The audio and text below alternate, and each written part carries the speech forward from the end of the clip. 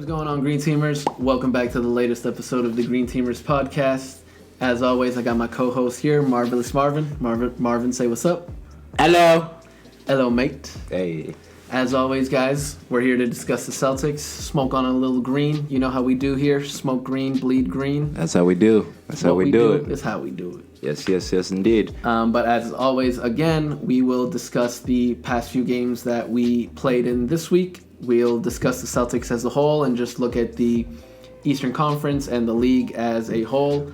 And from there, we'll discuss the upcoming games, which actually this week I don't think we have any. All-Star this coming break. weekend is All-Star break, so giving everybody a chance to rest and get healthy because from the past two games, was it two games? The injuries were starting to pile up a little bit there. We'll get into that in a second. We can definitely use a mini vacation. Yeah, for sure. 4 or 5 day just rest period where the Celtics can sort of recharge their batteries, get everything back rolling again. And before we get into details, like, subscribe, share our shit because do us that one favor, guys. If you fuck with us, just do us that one favor. And if you don't already, follow us on Instagram at the Green Teamers Podcast. There you'll find our personal pages as well, so definitely follow us. Yeah. We give you guys daily content on the stories. We're funny people. Yeah. We can be. So come check us out. Yeah. But anyways, going over this past week's games, we played the Denver Nuggets, Atlanta Hawks, Philadelphia 76ers, and the Detroit Pistons. Going into the Denver Nuggets game, we were already on a, 6-game win streak. What did Jaylen Brown say that year? I don't think we're going to win 3, 4, maybe 5 championships when he's talking to Taylor Rooks. I remember that. I remember hearing something like that, but yeah. Yeah, we're on a pretty good streak right now. We're pretty good. We were. But were. We'll cover that as well. So just starting off with the Denver Nuggets, what did you think, Marvin? I enjoyed that game. I thought we played Jokic as well as we should, as well as we could, as well as we could. Mm-hmm. He can pass, he can shoot, he can rebound. He's a triple-double machine. There's a reason he was the MVP for the NBA. Right. So. They call him the Joker for a reason.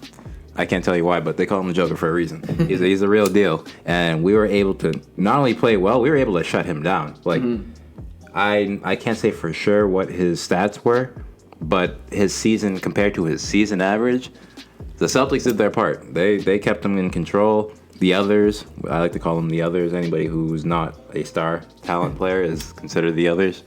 They were trying. They tried their best. They weren't able to capitalize, but the Celtics were, and we sort of added to that win streak. We've had some good wins against good teams. That's the most important part. We've had some great wins, some really good wins, some blowout wins on top of that, as well as against some really good teams. That's the best part. That's the part that I've been waiting for.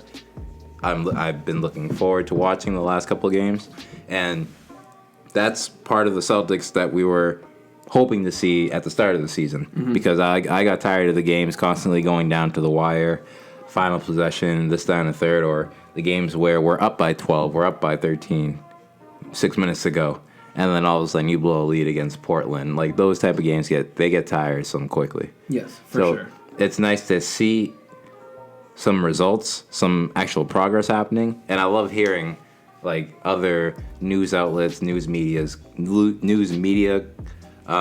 correspondents covering the Celtics. I love hearing that now they take us seriously. Oh, are the Celtics actual contenders? Oh, can they actually? I will say, I always felt and still do feel that the Celtics never get the full coverage they deserve. They don't. Like, instead of talking about how well the Celtics are after a 50-point blowout, they talk about why the 76ers suck that bad. Yeah, thank you. Yep, that's true.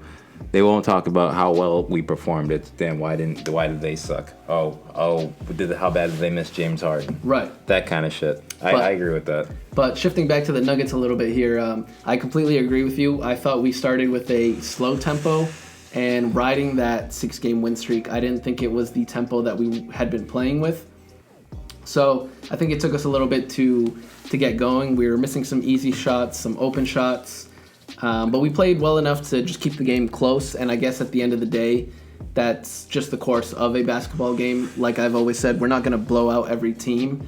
And we're going to have some nail biters. It's just how we respond and how we play, like I said, throughout the course of the game, and then overall how we play through the season. But The Nuggets were a tough win, a nail biter.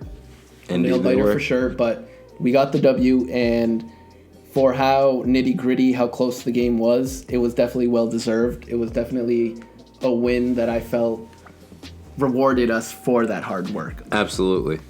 And moving forward to the game, we played Atlanta after that? Yes, we played Atlanta after that. What was the third game after Atlanta? That was the Sixers game. Okay, yeah, okay, there we go. So if you compare the 3 games, Denver, Atlanta, and Philly, all 3 good teams, 3 teams that should be in the playoffs come May, June. I like what I saw in all 3 of those games. All 3 of them were decisive wins, actually. Like, none of them came down to the wire. Even the game against the Hawks, that was pretty much sealed early. That game was decided pretty early as well. I don't know. I think the Celtics finally found their footing with the trades as well. I want to bring some light into that as well.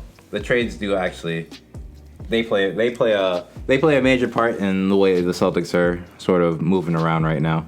I think bringing back Tice as well as adding the addition of Derek White, they were mini moves that wouldn't necessarily shake up your roster in terms of morale. Like, if anything, you boosted morale bringing back Tice. Absolutely. Because because you have Marcus Smart, Tatum, Brown, Horford, they all were used to playing with him. So that familiarity, that camaraderie, it's all there. So I think bringing him back was a low-key solid pickup. Yeah, and especially we were going to give up Dennis Schroeder one way or the other. Right. We were looking to move him anyways. So you're right. The fact that we were able to move Dennis Schroeder for a morale boost and for someone that definitely was someone that we needed as far as being able to now give Robert Williams and Al Horford a break and just someone to kind of actually get into the rotation, because I personally didn't like throwing Freedom and his Canner, aka in his Freedom. I didn't like throwing him into the rotation. There were a lot of times where I thought he wasn't keeping up, or he moves with cinder blocks on his feet on D, pretty much is what I'm trying to say. Tice is a great defender. You can see that too in the action and during all the plays. I think that addition of Tice is definitely a low-key pickup that might actually benefit us in the playoffs. I'm looking more towards the playoffs. And with that, my question to you before we go on with the rest of the games, now that the trade deadline is over, done, we can't much to talk about. Any other pickups are gonna have to be through free agency, like the buyouts and that kind of shit. Are you satisfied with the team right now? I am actually, and that's funny that you mentioned that, because that was also going to be a topic that I wanted to bring up, and that's the topic of, do we really need a third star? We have 2 stars, obviously.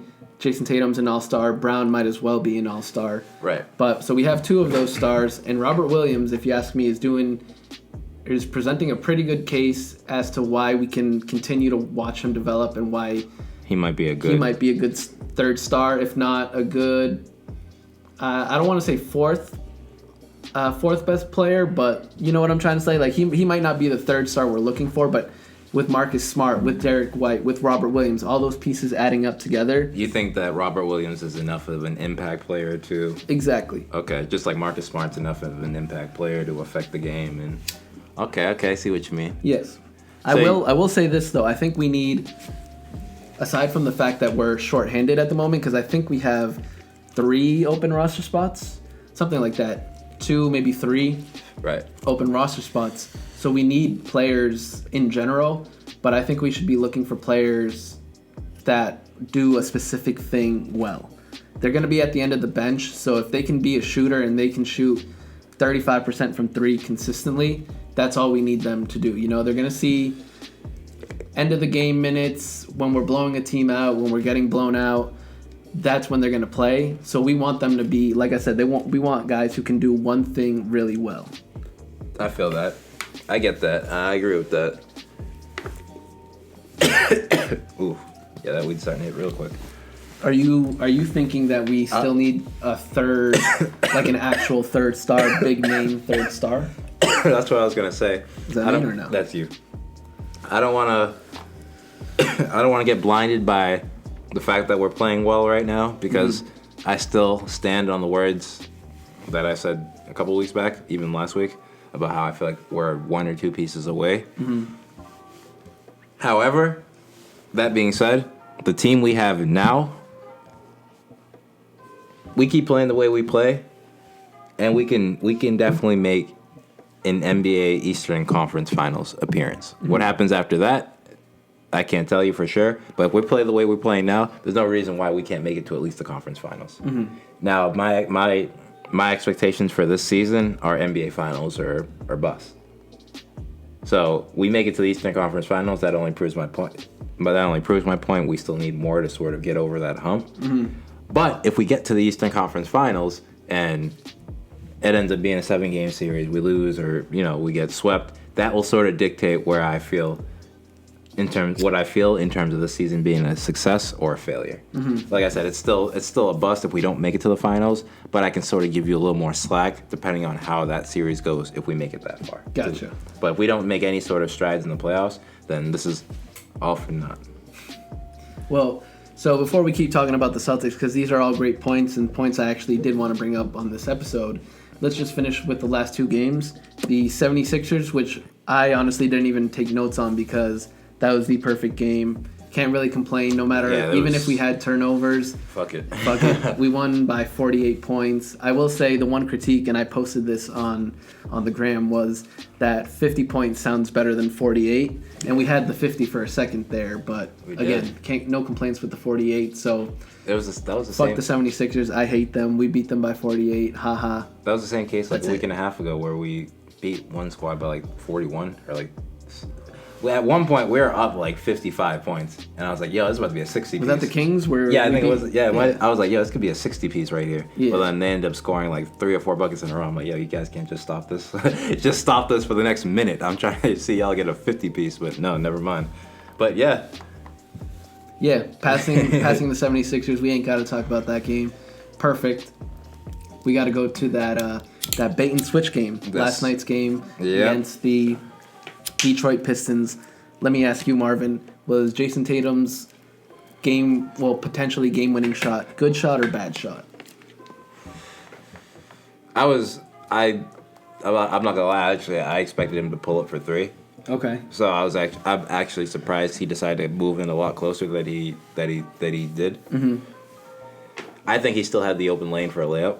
They were probably afraid of the block again because that possession before, Cunningham and Isaiah Stewart both came in for the assisted double block. On Jaylen Brown. That's what I was going to say is you got to take that into consideration. Right, so I think he had that in mind, which is why he decided to pull up mid-range. Fair. It was a good look. It was a clean look. Tatum froze. That's all I can say. Tatum froze. I think those are just ones, sometimes they go in, sometimes they don't. I will say I thought it was a good shot. Like, it was an open shot. And if you get that shot, you take that shot.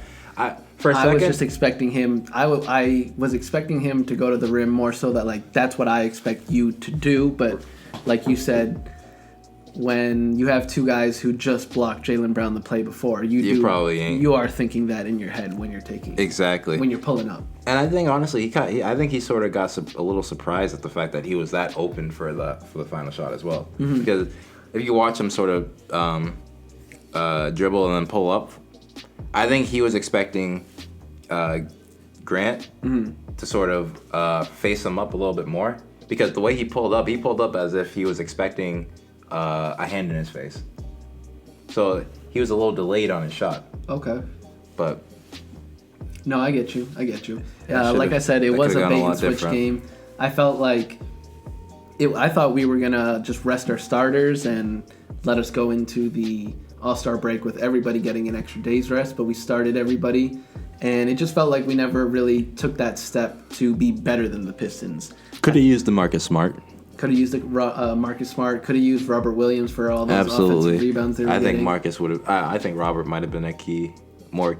He would have been more important. For sure. I thought the Detroit Pistons did a good job of matching our low energy with high intensity, and they were just making shots that you're just like, what the hell? They were going in for them. I think their whole team shot at least... That fourth quarter, they're hitting some crazy shots. Let me see if I can take some of the stats, but I know Yeah, like Grant was 4 for 6 from 3-point. Sadiq Bey was 5 for 8 from 3. Sadiq Bey. Cade Cunningham 3 for 6 from 3. Sadiq Bey.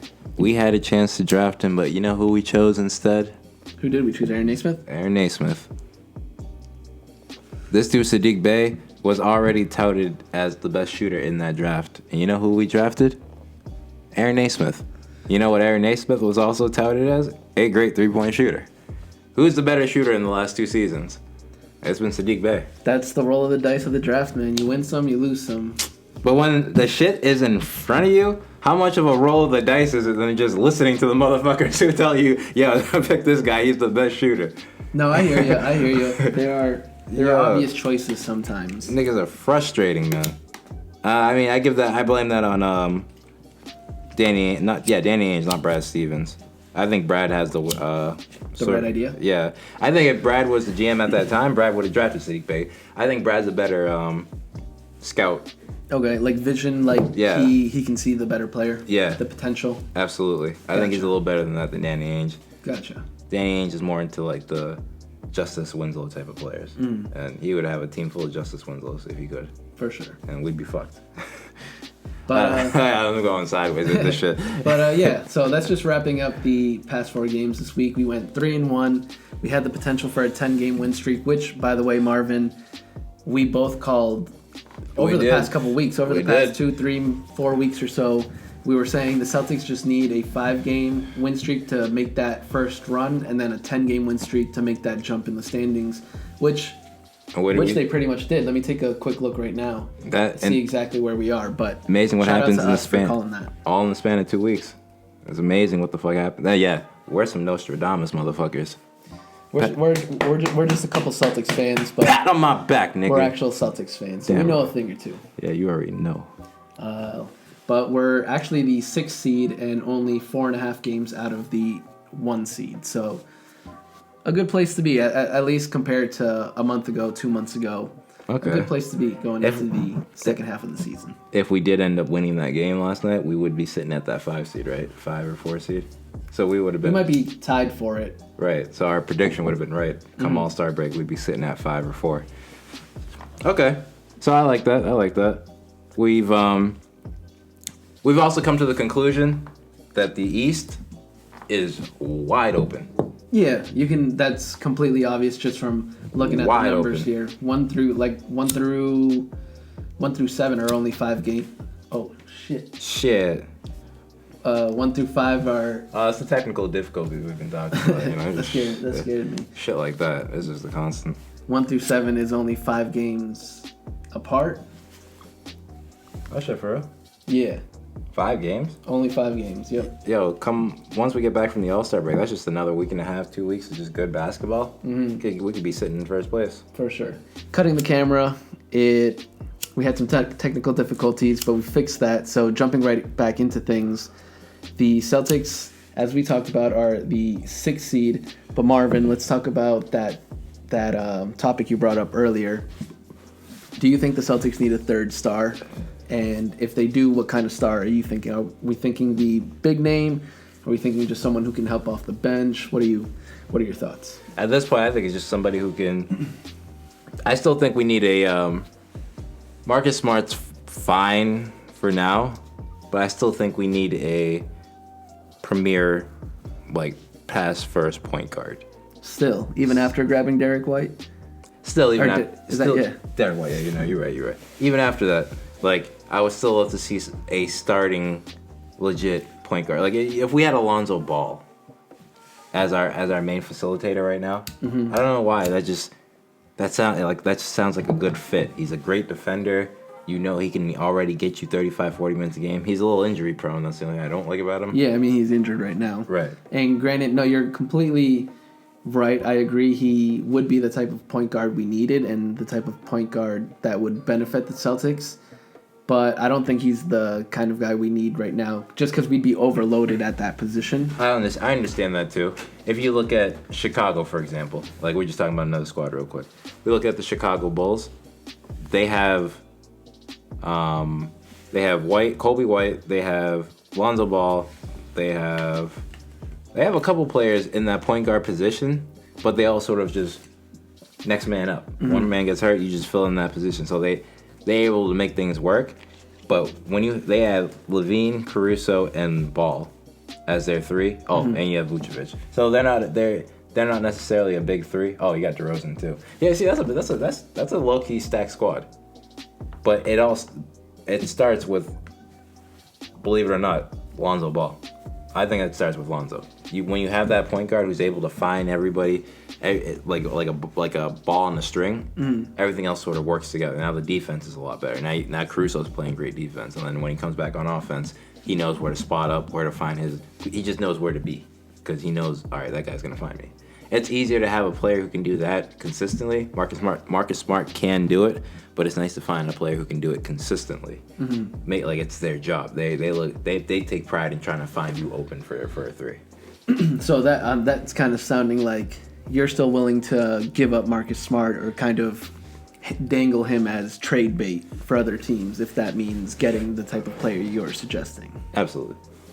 I would still do that. Even after Marcus has showcased what he brings to this team and what he can do. He showcased overall healthy. He showcased right now it's looking good if you ask me. It is looking good, but he showcased enough for me to keep him on for the rest of the season. Off season, it's a whole nother story.